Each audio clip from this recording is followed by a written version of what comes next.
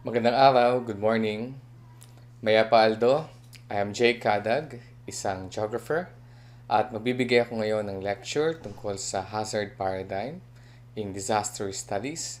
Isa itong pananaw at pwede rin ituring na theoretical or conceptual framework sa mga ginagawa nating research or pananaliksik sa disaster studies at pwede rin basihan ng mismong strategies or actions for disaster risk reduction. Sa lecture na ito, pag-usapan natin ang tatlong topics related sa hazard paradigm in disaster studies. Una, pag-usapan muna natin, what are the events or happenings o pangyayari that we consider a natural hazard? At palagay ko, para mas malinaw din, tingnan din natin, what are the events that are not natural hazards o hazards in general?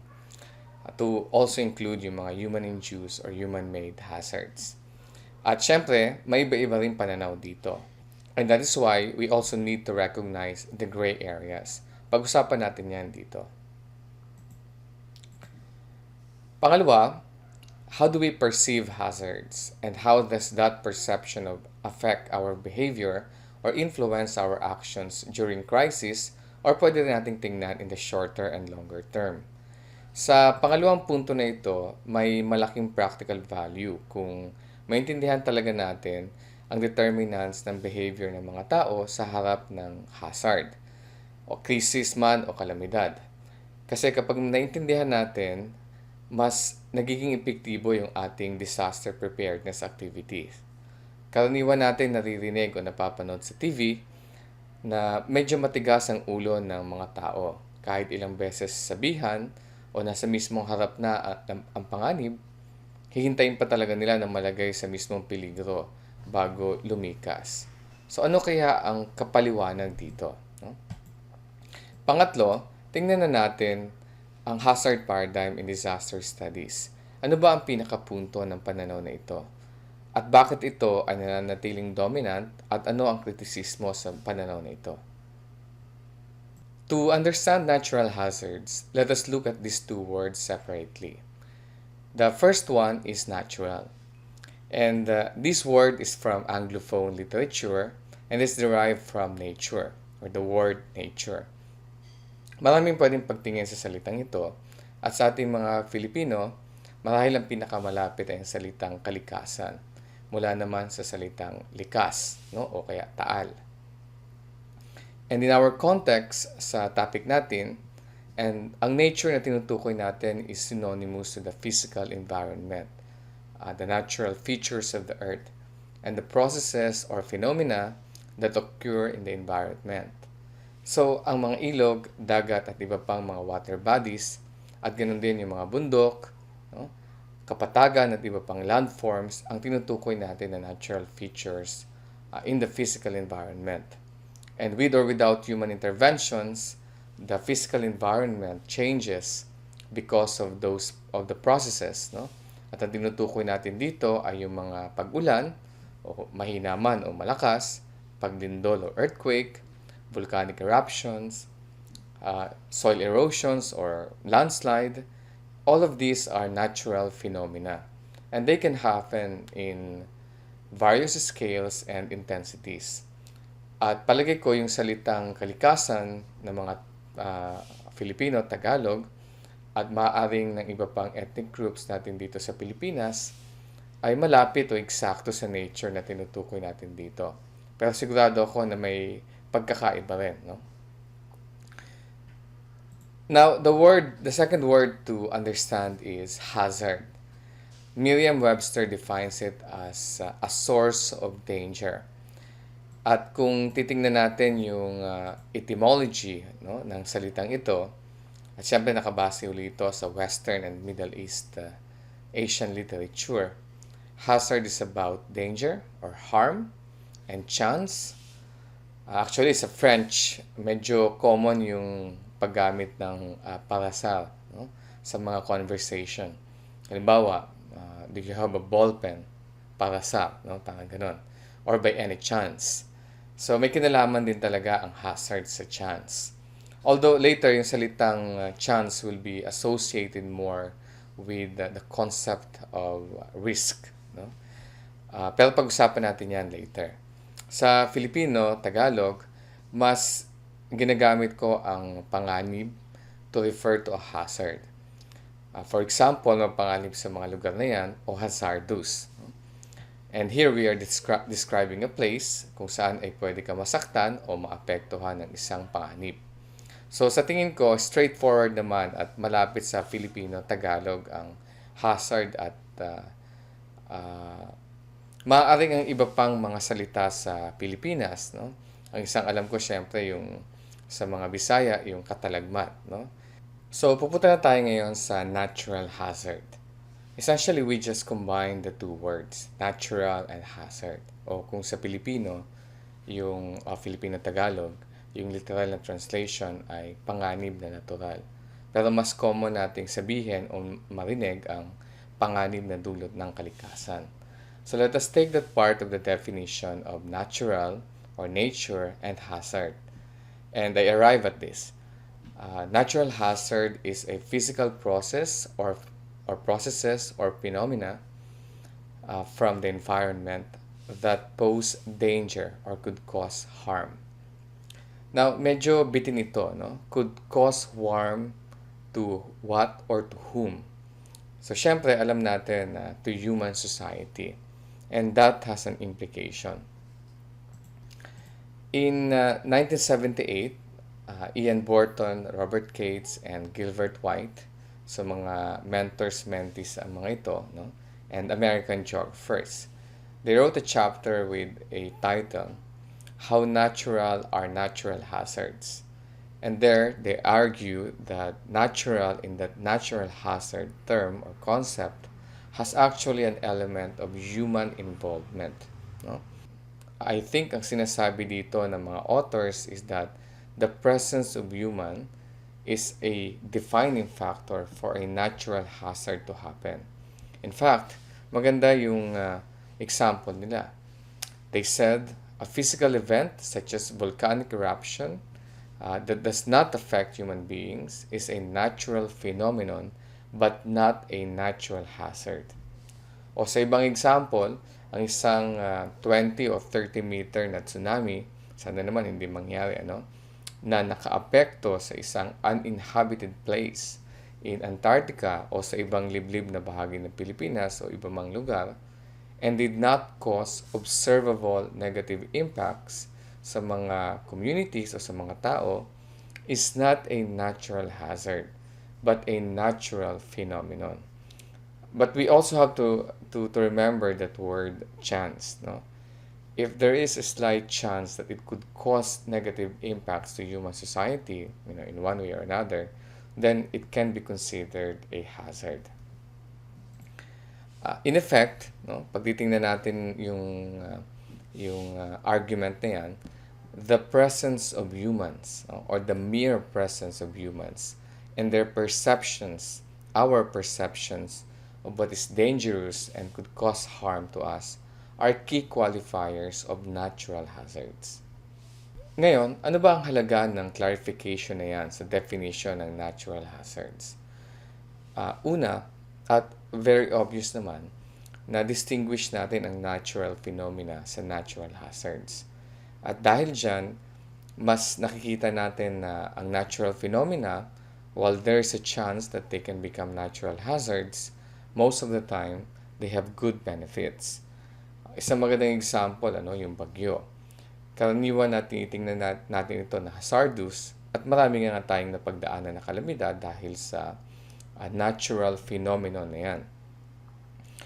But remember, sa Metro Manila at sa iba pang mga malalaking syudad natin sa Pilipinas o sa Pilipinas in general, at least every 2 years, sa pagkakaalam ko, kulang na lang magdasal tayo na dumaan ng bagyo to refill our dams o yung ating mga water sources. Otherwise, makaka-experience tayo ng water shortage. At dyan, makita natin, what makes the typhoon hazardous or a natural hazard is the presence of people in flood-prone areas. Pero kung walang tao doon, nakikita natin yung benefits nito. At isa pa, kung bakit nandun ang mga tao sa flood-prone area, wala nang kinalaman ang bagyo dyan. No? They are decisions we made as a society. So bago natin sisihin o ituro ang climate change o ang kalikasan bilang dahilan ng pagdami ng pagbaha o maraming kalamidad, tingnan natin, baka our increasing presence in areas naturally exposed to flood, ang pangunahing dahilan ng pagdami ng natural hazards. I would like to emphasize this point. The presence of humans and their perceptions of what is dangerous and could cause harm are key qualifiers of natural hazards. So, ang tanong natin ngayon, dumami ba ang bagyo? A natural phenomenon o ang mga lindol? And that explains the increasing number of disasters as well. So, yan, magandang tanong yan. Base sa ilang data mula sa Pag-asa at PHIVOX, itong nakikita ninyo mga graphs, no? The number of occurrence of typhoons and earthquakes is not significantly different from 100 years or 30 years ago. So kung typhoon, still within that range of more or less 20 events per year. Yung intensity, hindi kasama sa data na nandito. At maaaring tingnan din natin later kung mas malakas ba ang mga bagyo ngayon kumpara dati. O mas marami bang malakas na lindol ngayon. So medyo luma na rin yung data natin and we might have to look for more updated data later. No? Pero isang pwede rin natin tingnan ay ang exposed population. Baka naman dumami talaga o hindi baka, no? Talagang dumami ang exposed na tao sa bagyo at lindol dahil sa paglobo rin ng ating population at pag-occupy ng mga areas that are naturally prone to those hazards. And that's why more people are perceiving or experiencing that hazard. So kaya pakiramdam natin o feeling natin ay dumadami ang mga natural hazards. And therefore, pag tingnan natin uli, even with the same number of natural phenomena or bagyo, halimbawa, we are perceiving more natural hazards.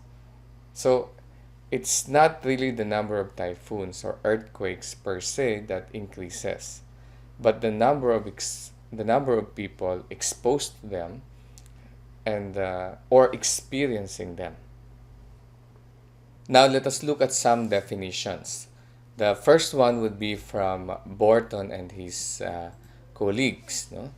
Natural hazards are those elements of the physical environment harmful to human and caused by forces extraneous to him or to them. And they give some examples. Natural hazards refer to all atmospheric, hydrologic, geologic, especially seismic and volcanic, and wildfire phenomena that because of their location, severity, and frequency have the potential to affect humans, their structures, or their activities adversely. Medyo humaba lang, but essentially, they are referring to natural phenomena, and to be considered those phenomena as natural hazards, they must have potential, they must impact, or they must have the potential to affect human society. And the next one is from FEMA. Natural hazards are defined as environmental phenomena that have the potential to impact societies and the human environment. So almost the same lang, from the one from Borton at yung mga colleagues niya. And the third definition that we will look at is this one from UNDRR. So hazard is a process, phenomenon, or human activity that cause or may cause loss of life, injury, or other health impacts, property damage, social and economic disruption, or environmental degradation. So here, UNDRR is very clear that hazards may be natural, anthropogenic, or socio-natural in origin. Natural hazards are uh, predominantly associated with natural processes and phenomena, while anthropogenic hazards or human-induced hazards are induced entirely or predominantly by human activities and choices. Mayroong qualifier na predominantly kasi kung natural hazard, predominantly natural because pwede rin natin tingnan yung contribution ng human activities. And of course, our law on DRRM or RA 10121 has adopted this definition. At napansin ko rin, halos lahat naman adopted natin from the UN definitions. At hindi dahil gaya-gaya tayo, pero dahil maraming Filipino rin ang contributors sa mga UN scientific conferences kung saan pinag-uusapan o pinagdidebatehan ng mga ito. So sa kabila ng ilang criticism o ilang questionable o kaya vague na definition sa akin, in general, maganda naman yung definitions ng UN. And you might want to refer to UNDRR page for definitions, And you have it on the right side sa ating mga references, yung link. Okay. I also offered a definition sa isang paper. Recycled definition ito, and I added because requirement ng particular publication na yun. I said in that paper that natural hazard is a phenomenon or process associated with the natural environment that has the potential to cause damage to human society. So it's like an abridged version of the UNDRR definition and is meant to be more straightforward and general. At this point, I hope we have a better understanding of what a natural hazard is. Kaya pupunta na tayo sa ating pangalawang tanong. How do we perceive hazard? And a related question is that, what do we do after perceiving that hazard? Or how do we behave after perceiving a hazard? See, Robert Cates, I mentioned him a while ago. He's an American geographer, and he said in one of his papers in 1971, "It is rare in such areas to discover individuals in substantial ignorance of the hazard or unaware of alternative locations." So, sa lugar kung saan tayo nakatira, except kung kalilipat lang natin or turista tayo sa isang lugar kung saan wala talaga tayo masyadong alam o experience, most people na nakatira doon should be aware of the hazards in their locations or location. At syempre, ang iba ay may mas maraming alam, ang iba ay may mas konti. But I would agree with Robert Cates that it is rare to discover individual in substantial ignorance of the hazard. We said a while ago that hazards pose dangers. And in response to that, we human beings, o tayong mga tao, would respond to avoid those dangers.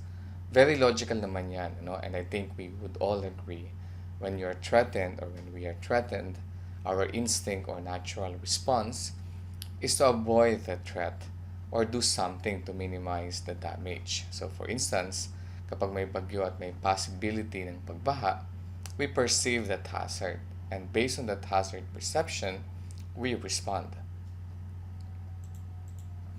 But how do we exactly perceive hazard and respond to it? Robert Cates provided the human adjustment model. Ito yung diagram na nakikita ninyo. So let me explain this. According to Cates, in the event of hazard occurrence, our awareness and experiences of those hazards determine our perception of risk o yung possible outcome. Maapektuhan ba ako o hindi?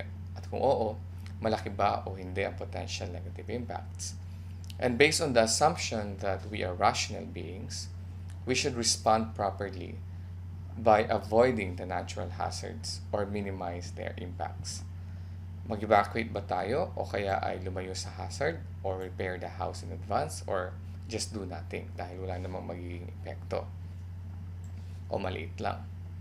So, you will see in this diagram by Robert Cates, individual or groups attributes.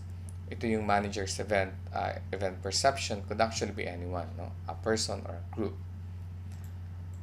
Uh, so our personality, our roles and responsibilities, access to communication, and some socioeconomic factors are factors affecting identification, evaluation, and choice of adjustment or actions.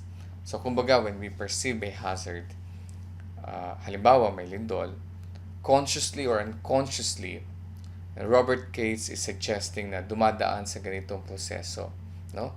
May hazard perception, adjustment search, and evaluation. And our actions are determined by our previous experiences of that event and several factors such as trainings or skills, no?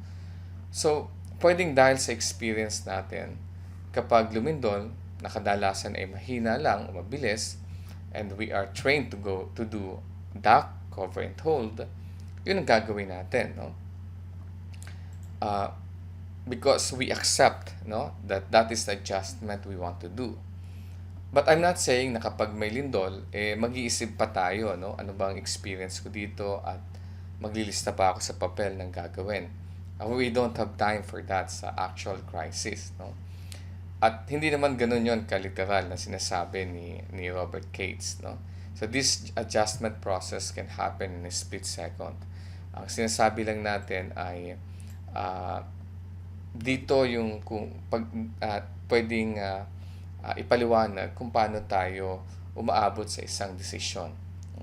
And this model by Robert Cates is one of the many models that explain how we perceive hazard. And I'm sure yung mga psychologists, sociologists, at iba't iba pang mga scientists ay may ibang paliwanag how this works. Now, if we summarize, and this is what I learned from my advisor, si Prof. J.C. Gaya, this is how we can simplify this, no? What we can call behavioralist model of human adjustment to natural hazards. Based on our experience of natural hazards, we determine risk, maapektuhan ba tayo o hindi. And based on that, we respond or we make decisions and act accordingly. Okay, dadako na tayo sa pangatlong topic. Hazard paradigm in disaster studies. So when we say paradigm, it works like a framework, a model, or a pattern that we can follow. So in disaster studies, hazard paradigm is like a framework, a model or pattern for disaster scholars to study disasters or when we do our research, and also for DRR practitioners in implementing actual disaster risk reduction. Sa ating disaster literature, according to Eakins and Luer, in a 2006 paper, we can look at three paradigms. So the first one is the risk hazard approach or paradigm, and this is essentially the hazard paradigm and can also be called behavioral and hazard-centric paradigm. And the second one is the political economy, political ecology approach, at ito rin ay tinatawag nating structuralist and vulnerability-centric paradigm. At ito yung ating next focus, no? At yung pangatlo, yung ecological resilience, o tinatawag din natin minsan na systems approach. For now, ang focus muna natin is risk hazard or behavioral and hazard-centric paradigm or simply hazard paradigm. So essentially, based na sa ating mga naunang slides, hazard paradigm suggests that the understanding of the characteristics of hazards and the level of awareness and experience of people of their potential impacts form risk perception. And that risk perception is the basis of our action or behavior. So, depende sa risk perception natin na nakabase sa hazard experience or awareness ang ating actions or behavior. At based naman sa mga actions natin, ang outcome ng isang kalamidad. I-relate natin ang argument na ito sa disaster occurrence. So, it follows, following that argument, disaster happens when people are not able to adjust or respond properly or accordingly because of lack of awareness and experience of hazards, and thus low perception of risk. At logical naman siya, di ba? So halimbawa sa kaso ng Undoy, for instance, o kaya Yolanda na maraming namatay, pwede natin ipaliwanag ang mga mass casualty event na yan sa pamamagitan ng hazard paradigm, kung saan yung mga naapektuhan probably lacked awareness and experience of hazards. So sino ba mag-aakala na ganoon kataas ang baha o kataas ang storm surge? And because of that, their response is to stay at home o kaya not move away from the hazard-prone area kung saan sila ay natamaan o namatay na. Okay, now, also using hazard paradigm for the purpose of reducing risk, it follows that hazard prediction and forecasting should be improved and people need to be taught of the risk they face for them to adjust and respond appropriately. So in the future, if we follow hazard paradigm, ano yung argumento nito, upang hindi na mangyari muli ang Undoy o Yolanda o Death at Ulysses at iba pang mga mass casualty disasters, kailangan natin i-improve ang kanilang risk perception o ang risk perception ng mga tao and make them more aware of hazards. And thus, a good strategy and DRR measures could be enhanced, hazard prediction and forecasting, and then IEC or information, education, and communication campaigns. At halos lahat ginagawa yan, di ba? Yung mga LGU, NGOs, and government, and many development partners. Ginagawa natin yan. At hindi dahil yan ang uso o kaya madaling gawin o kaya requirement ng donors. Well, pwede rin namang mga dahilan yon. Pero ang rason talaga ay dahil sa tingin natin, ang IEC campaign would raise people's awareness of hazards and therefore enhance their risk perception and hope that they would respond more positively and appropriately to hazards and therefore, sa bandang huli, reduce risk or minimize damages of disasters. Very logical ang paliwanag ng hazard paradigm. Pero syempre, marami ding mga kritisismo and not all are satisfied with hazard paradigm.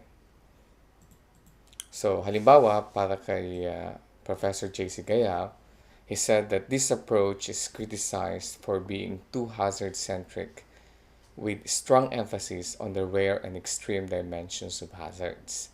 So, dyan, hindi natin masyado nakikita ang human conditions that could influence human decisions as well, no? At para bang ang action mo o natin ay depende lang sa hazard and nothing else. But in reality, we consider a lot of things.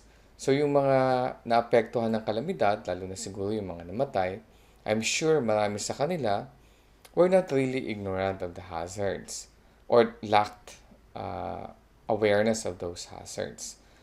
Kasi maaaring iniisip nila or they were thinking kung mag-evacuate, paano magamit sa bahay, paano mga alagang hayop at mga valuables, baka manakaw. So, mag-stay muna ako, baka hindi naman matuloy ang bagyo, baka mahina lang o mababa ang pagbaha.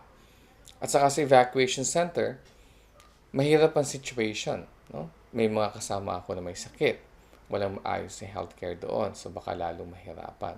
So hindi ito entirely hypothetical situations. Maaring totoong sitwasyon ito ng ilang mga tao, no? So you see, so it's not just about hazard perception, no?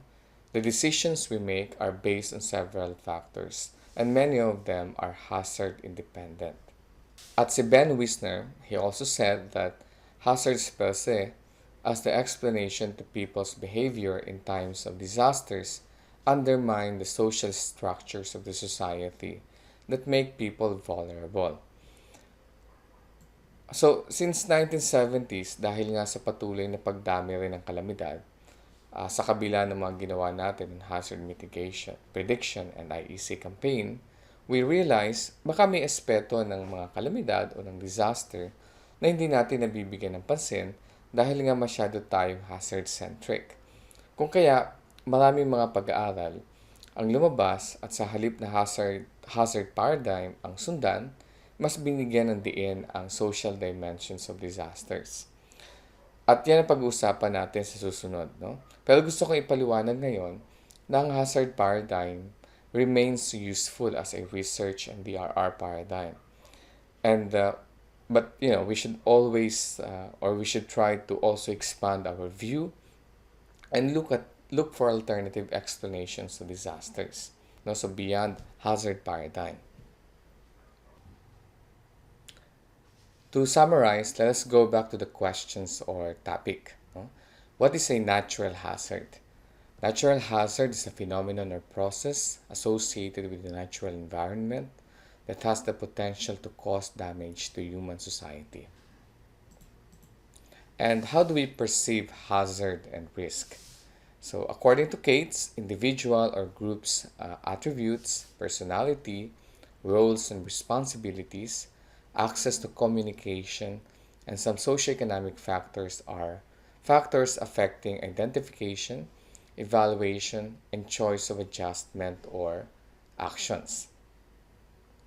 And also in this view, disaster happens because people are not able to adjust or respond properly because of lack of awareness and experience of hazards and thus low perception of risk.